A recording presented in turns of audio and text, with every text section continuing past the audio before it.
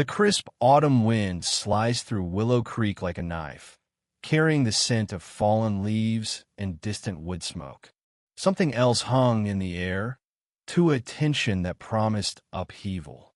Sarah Jenkins stood at the window of her modest inn, watching a lone rider emerge from the haze on the dirt road. He was tall, broad-shouldered, his Stetson tipped low over familiar eyes. At 28, Luke Harlan was no stranger. He'd been a scrappy kid who'd crashed on her parlor floor when his pa got mean with a bottle, the one who'd shared meals at her table like kin, trailing her son Matt on ranching jobs 7 years back. But this wasn't the boy she'd known. Her pulse quickened as she adjusted her faded blue dress, suddenly aware of her 47 years. Through the pain, she saw him hesitate at her fence, his grip unsteady on the gate. Trouble brewed in that stand-swap burden did he carry?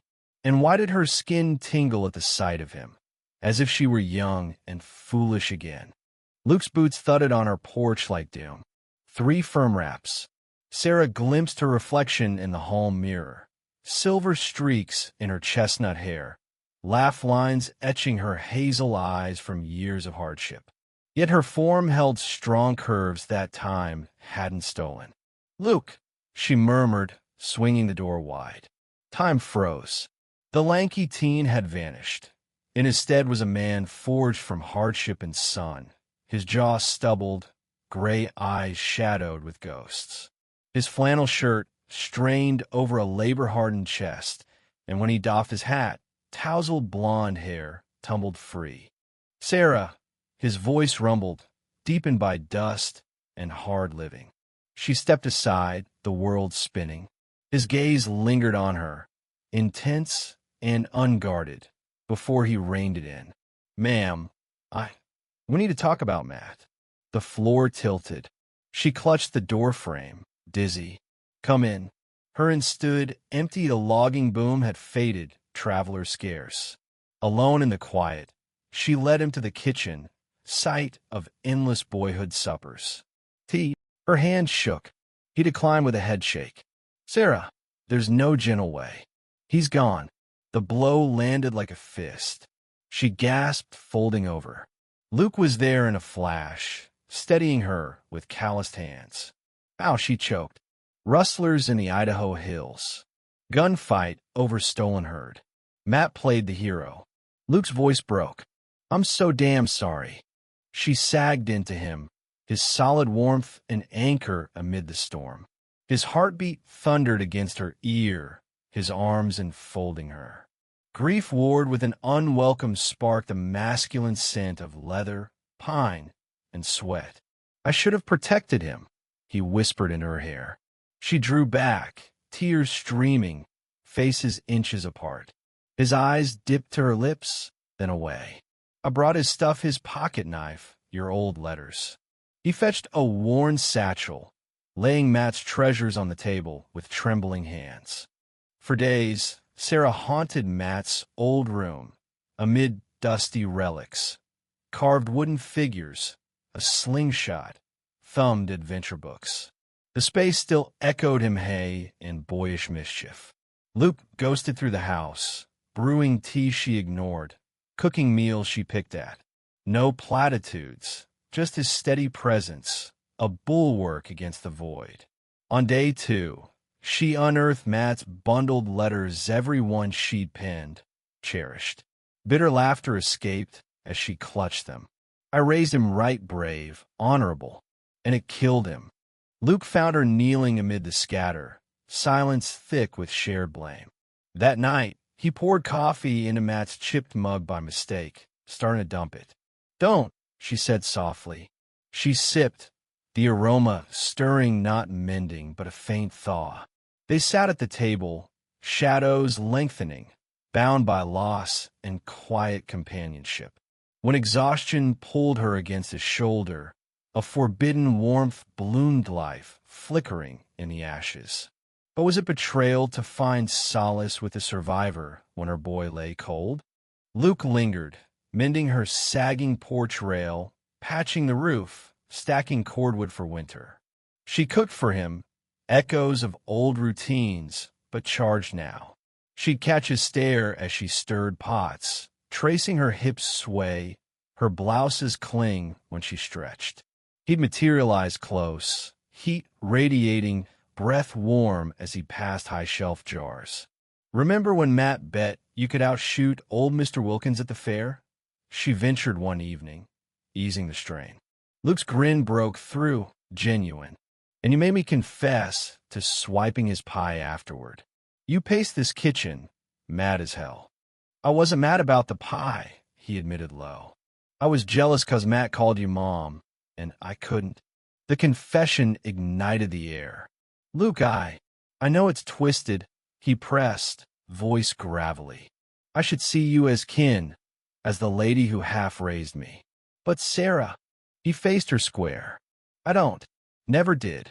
Shock should have surged. Instead, desire coiled low. "You were just a kid. I grew up fast at 16, seeing you in that red sundress at the town picnic. Wanted more than family ties." Memory flooded. His intense gaze that day, dismissed as puppy crush. She deceived herself. "Luke, we can't." "I know." Yet he closed in, near enough that her breath hitched.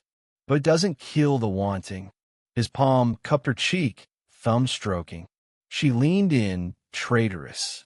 "I dream of your voice, your smile, the hum when you bake, the way your dress hugs." He swallowed. "Damn, Sarah, I'm damned for this." "Luke," he bent, forehead to hers. "Tell me to ride out." Words failed.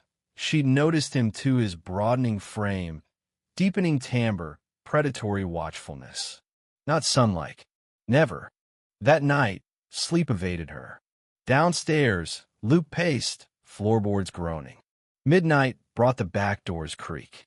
From her window, she spied him in the yard, shirtless under moonlight, swinging an axe at a stump with feral power. Muscles flexed, sweat-slicked skin gleaming. No boy, this was raw manhood, scarred and potent. And he craved her. Glass hand, she appraised her reflection. At 47, still alluring full breasts, trim waist, lithe legs. Widowhood's 8 years had hollowed her, loneliness gnawing. Sensing her, Luke looked up, hunger blazing. He dropped the axe, striding inside.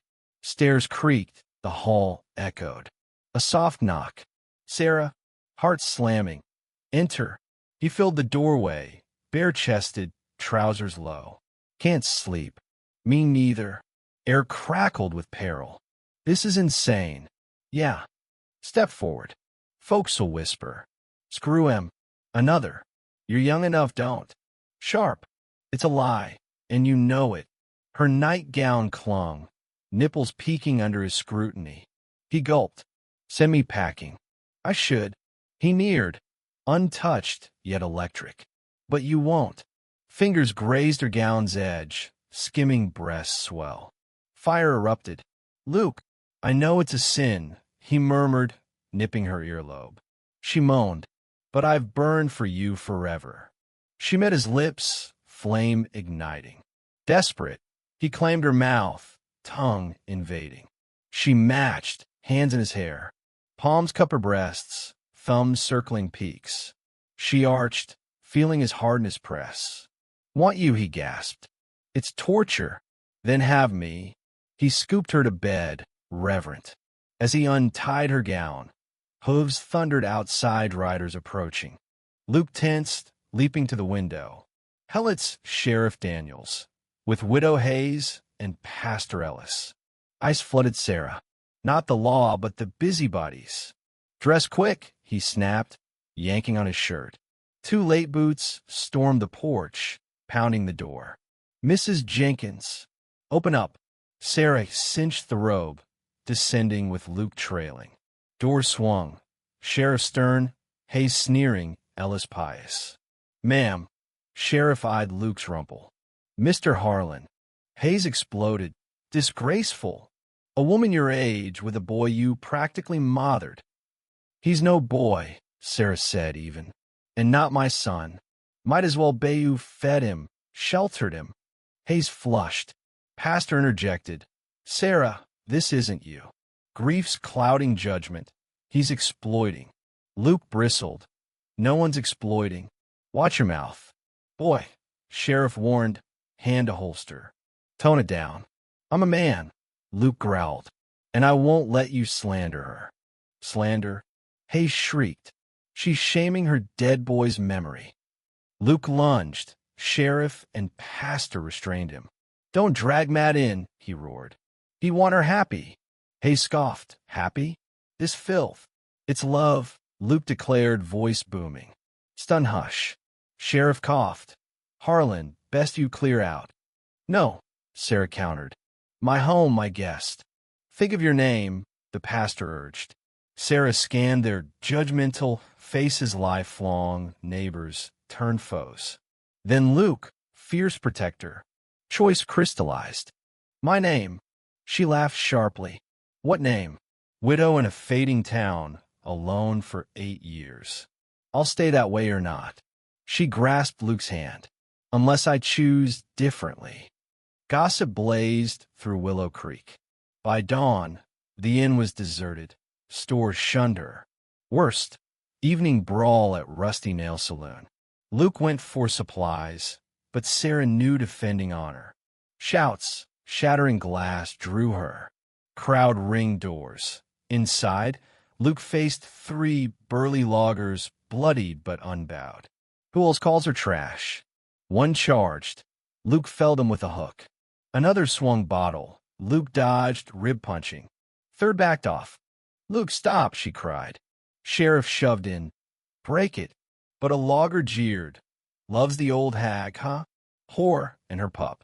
Luke's calm, shattered, pinned the man to the bar, choking. One more word, you're dead.